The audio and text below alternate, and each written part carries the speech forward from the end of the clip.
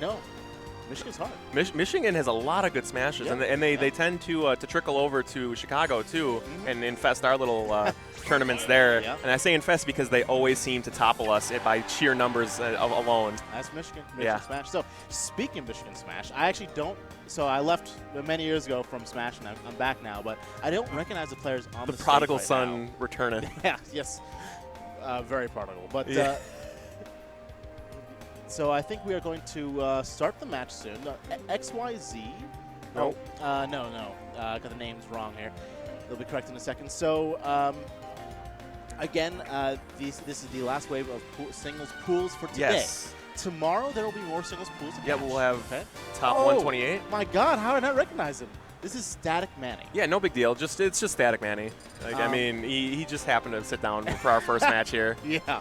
So if you don't know, StaticManny is a Florida player who is honestly one of the best Sonic players in the country. He is a little more campy playstyle, but we'll see. Ooh, Roy, and he's going Falcon.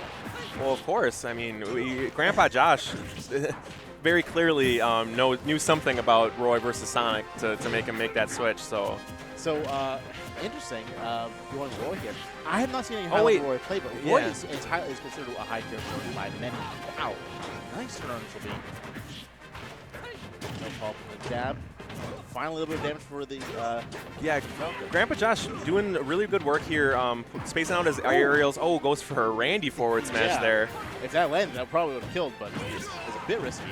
And Grandpa Josh not paying for it, losing the stage control, and Roy has him on the ropes. But what I was saying before is that Falcon seems to be doing a really good job using his extremely fast lagless up aerials to put a lot of pressure on Roy here. And Roy doesn't like pressure. I mean, you want to be in his face, but his moves aren't typically quick enough except for his jab and his forward tilt. Right. And you see there that actually the neutral B has virtually no lag after it. It's very similar to like a Meta Knight forward smash. You know, it takes a while to come out, but once it's out, it's so hard to punish him for it. And I think StaticManny is really using that well.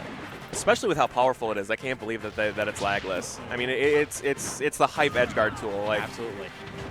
But he's not really landing any ledge guards here, and he's letting Grandpa Josh pack on a little bit of damage, but still holding that stage control. Yeah, with at 173, anything that Roy does is going to kill him. So I like what I'm seeing out of here with Grandpa Josh. Not letting Roy get in on him and use the sweet spot of his sword, which is at the base. Oh, great read, using the up B manual grab to beat the shield there. Again, oh, another hug. Getting the roll. Wow, Man, it's 163. This is like the Barney show. I love you, you love me. Yeah, really. Hugs for everyone. And you don't want to be hugged by Captain Falcon, that's for sure. And now it's anyone's stock. Both of them have very powerful attacks. The first one to land a solid KO move. I'd like to point out, oh wow, an up throw kills. Throw. I'd like to point out though is that they're also doing a really, really good job on the edge. Like they're buffering their get up so that there's no really simple ledge trump kills or anything like that. They're doing a great job at getting off the ledge immediately. Both these players are very good. You know, we're seeing a great match. It's not just a random cool match. You know? Yeah, no, you don't get up to 150, 160 if you're not good at spacing out and not getting hit by stuff. So StaticManny finally losing his first stock, but racking on 67% on Grandpa Josh. But giving Captain Falcon some rage is a double-edged sword here. Absolutely. Very powerful character. But let's see if StaticManny can close out the stock before Grandpa Josh takes advantage of the rage now. Roy making really good use of his pivots, forward smash and forward tilt.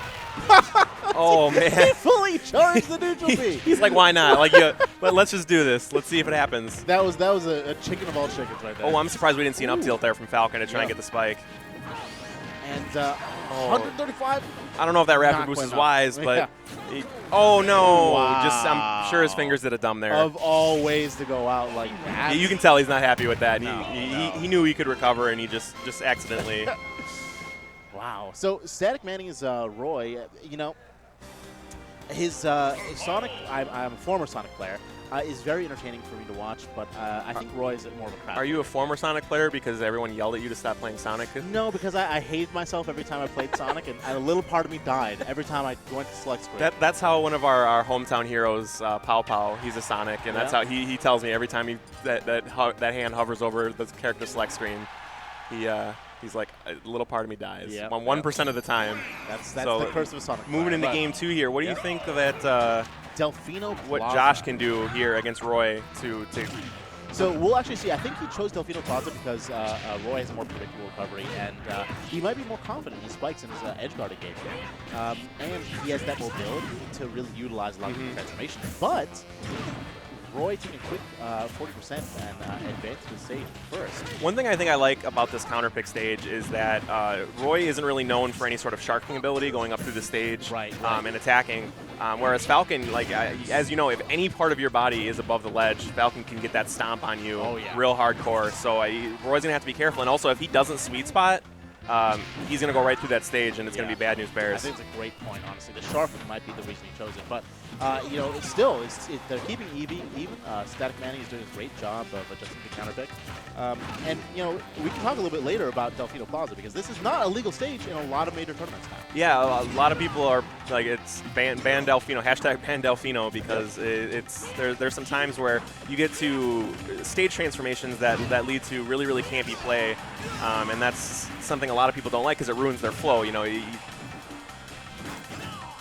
So he takes so StaticManny taking the first stock at 100%. Grampa Josh, though, his counter pick is kind of working against him here. The low ceilings of the transitions are making it very, very scary every time that Roy decides to put a hit on Falcon. Right, and to be honest with you, that's, we'll talk about it later, but that's probably the reason why I think they're banned. But 70%, he's really struggling to get any damage. Runs into a forward smash and takes it. That's face on. I mean, that's like running into a fire. Like your house is on fire. That's like running right into it. You don't want to do that. Move. Such a powerful move, honestly. So StaticManny, maybe he's saving his Sonic up. His Roy was good. Doesn't want to show anything to. But I mean, maybe he's making the transition to Roy as a pure secondary, so that because Sonic does have bad matchups.